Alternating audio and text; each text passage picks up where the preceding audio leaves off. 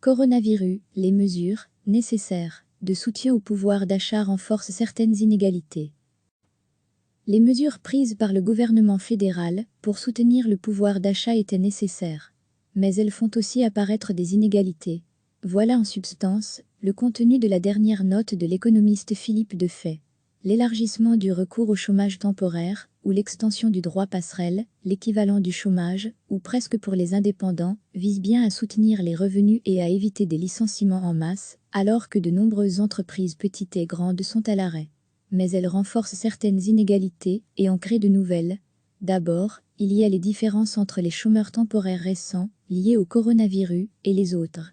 Ceux qui ont perdu leur emploi, il y a 6 mois touchent moins, 65% du salaire brut perdu, que ceux qui sont mis pour l'instant en chômage temporaire, 70% en plus d'une prime d'environ 150 € par mois. Et l'économiste Philippe Defay souligne une autre inégalité, cette fois entre chômeurs et indépendants, en termes de dégressivité.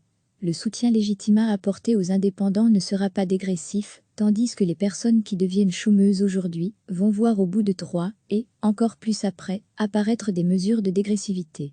Je pense donc que ces mesures étaient nécessaires, mais qu'il faut faire en sorte qu'elles deviennent équitables. Il y a d'autres incohérences, la fermeture totale de certaines entreprises est privilégiée, parce que la cessation complète des activités est une condition pour bénéficier d'aides publiques.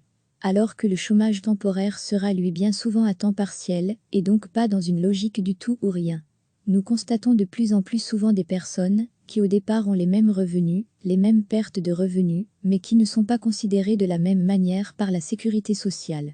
Citons aussi le cas d'indépendants, qui vont sans doute gagner plus, avec leur allocation passerelle qu'avec leur activité.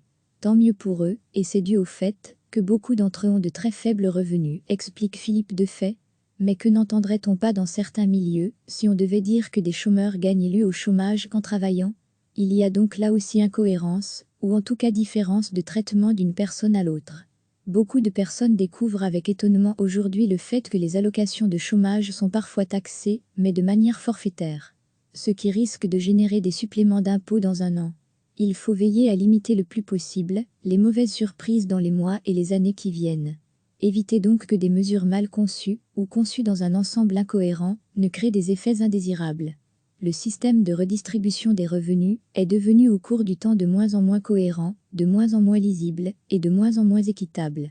Ne nous y trompons pas, les nouvelles inégalités qui apparaissent s'expliquent surtout par un ensemble de règles préexistantes pour Philippe Defay. Les nouvelles mesures viennent se greffer sur un système de redistribution des revenus qui est devenu au cours du temps de moins en moins cohérent, de moins en moins lisible et de moins en moins équitable. Nous constatons de plus en plus souvent des personnes qui au départ ont les mêmes revenus, les mêmes pertes de revenus, mais qui ne sont pas considérées de la même manière par la sécurité sociale. Les grandes mesures générales prises la semaine dernière ne pouvaient sans doute qu'oublier des cas spécifiques, voire créer des effets d'aubaine, potentiellement des manières de profiter indûment des mesures de soutien. C'est pour ça que des groupes de travail spécifiques ont été mis sur pied pour corriger certains effets indésirables. Le défi est double. À court terme, affiner les aides, rectifier le tir, pour supprimer les inégalités créées par ces nouvelles mesures, même si elles étaient nécessaires. Et à long terme, simplifier les règles de redistribution des revenus. Les rendre plus lisibles, compréhensibles et équitables pour préparer une sécurité sociale révisée de fond en comble pour l'après-crise, conclut Philippe Defay. Recevez chaque matin l'essentiel de l'actualité.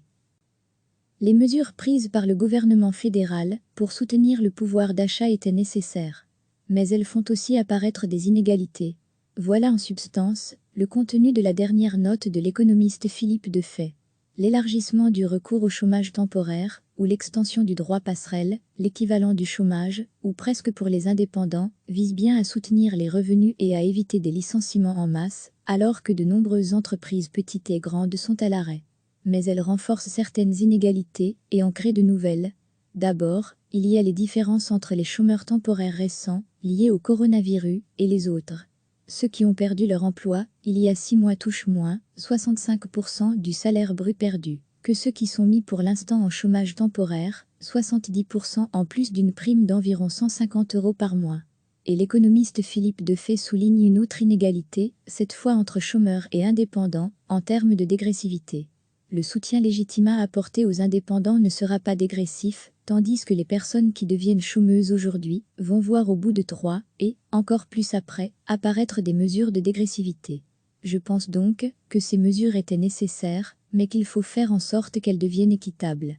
Il y a d'autres incohérences, la fermeture totale de certaines entreprises est privilégiée. Parce que la cessation complète des activités est une condition pour bénéficier d'aides publiques.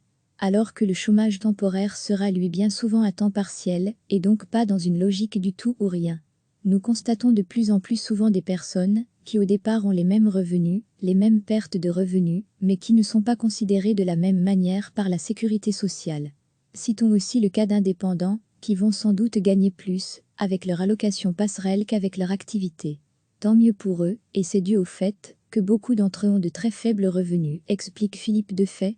Mais que n'entendrait-on pas dans certains milieux, si on devait dire que des chômeurs gagnent mieux au chômage qu'en travaillant? Il y a donc là aussi incohérence, ou en tout cas différence de traitement d'une personne à l'autre.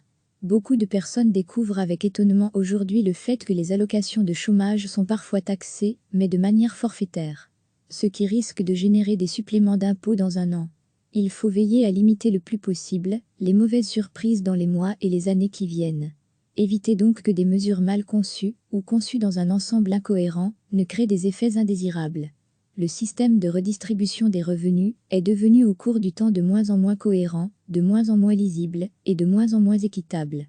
Ne nous y trompons pas, les nouvelles inégalités qui apparaissent s'expliquent surtout par un ensemble de règles préexistantes pour Philippe Defay. Les nouvelles mesures viennent se greffer sur un système de redistribution des revenus qui est devenu au cours du temps de moins en moins cohérent, de moins en moins lisible et de moins en moins équitable.